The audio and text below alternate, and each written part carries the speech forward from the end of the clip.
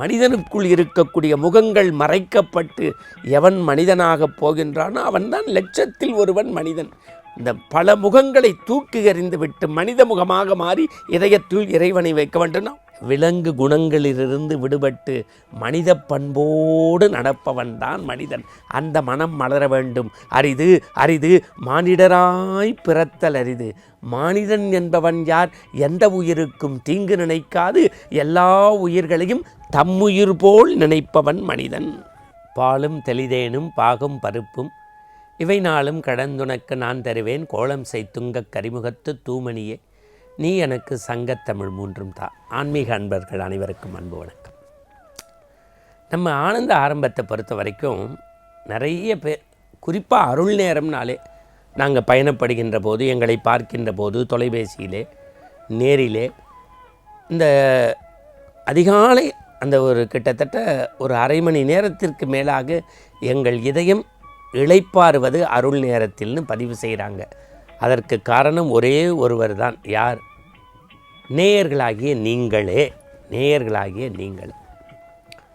நீங்கள் கேட்க கேட்க பார்க்க பார்க்க அதை 10 பேர்கிட்ட சொல்ல சொல்ல தான் எங்களுக்கு புதியவற்றை எடுத்து வகுத்து தொகுத்து தர ஆர்வமாக இருக்கிறோம்.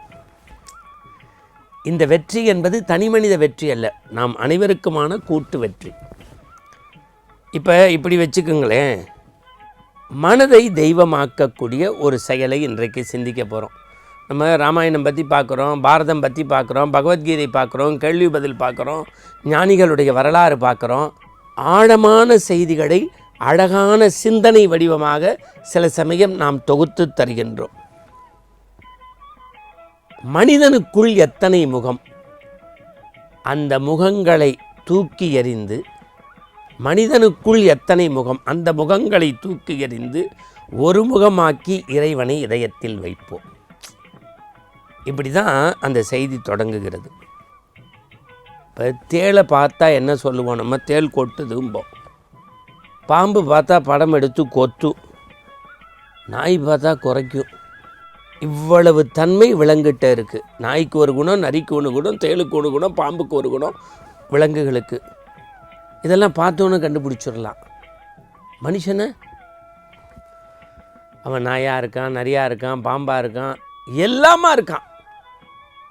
அது வேதனையோடு நம்முடைய சமயவாதிகள் பதிவு செய்கின்றார்கள். அதாவது சார்,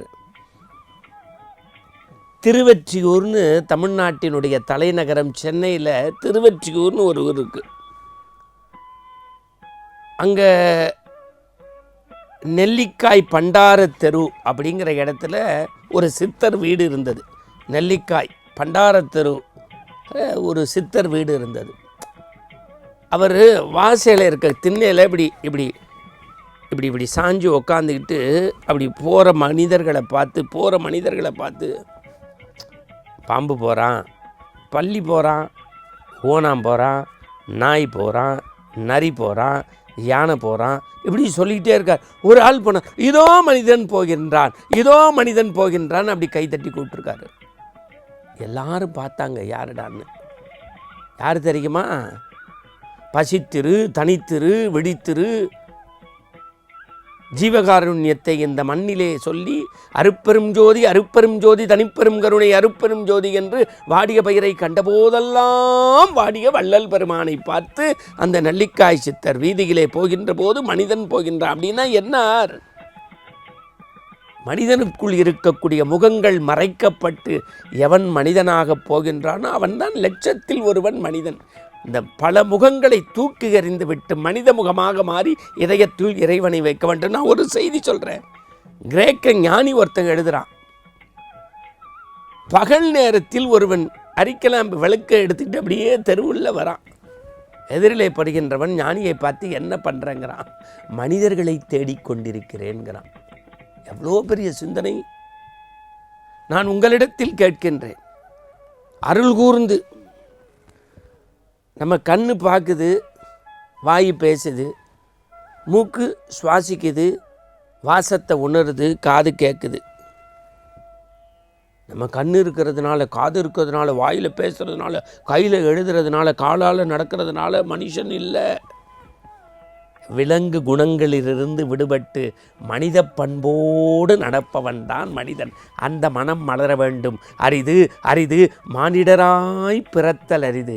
மானிடன் என்பவன் யார்? எந்த உயிருக்கும் தீங்கு நினைக்காது எல்லா உயிர்களையும் தம்முயிர் போல் நினைப்பவன் மனிதன். அப்பர் சுவாமிகளுடைய வாழ்க்கை என்ன சொல்கிறது? நம்ம சும்மா ராமாயணம் படிக்கிறோம். ராவணன் காமத்தால் வீழ்ந்தான், சூரன் ஆணவத்தால் வீழ்ந்தான், இரண்யன் அகம்பாவத்தால் வீழ்ந்தான். இது சொல்வது பிரயோஜனம் இல்லை, வாழ்ந்து காட்டணும்.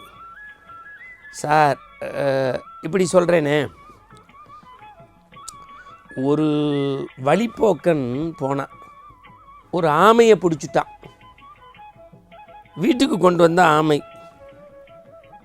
ஒரு பெரிய பாத்திரம் கல் வைத்து நெருப்பு மூட்டி அந்த சுடுதண்ணில் ஆமையை போட்டான். நீரினுடைய வெப்பம் படப்பட ஆமை துள்ளி குதித்தது, எள்ளி நகையாடியது. காரணம், அப்படியே வெப்பமான குளிர் நீரில் அப்படியே நல்ல ஹாட் பாத் எடுக்கிற மாதிரி இருந்தது.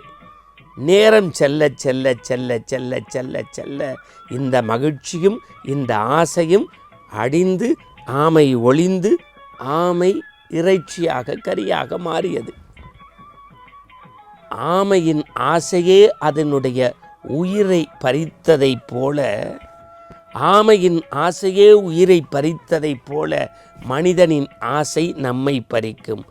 மனத்திற்கு அமைதிப்படு, பூஜை செய்ய பழகு, மந்திரம் சொல், தியானம் பழகு, நல்லவர்களோடு சேரு, ஆண்டவனை நினை, மனதை ஒருமுகப்படுத்து, மகிழ்ச்சியோடு அவன் பாதத்தை தொழு, முகங்களை துற, முகவரி மாறு, ஒருமுகமாக்கு, அருமுகக் கடவுள் அன்போடு உள்புகுவான். மீண்டும் நாளை சந்திப்போம். வணக்கம்.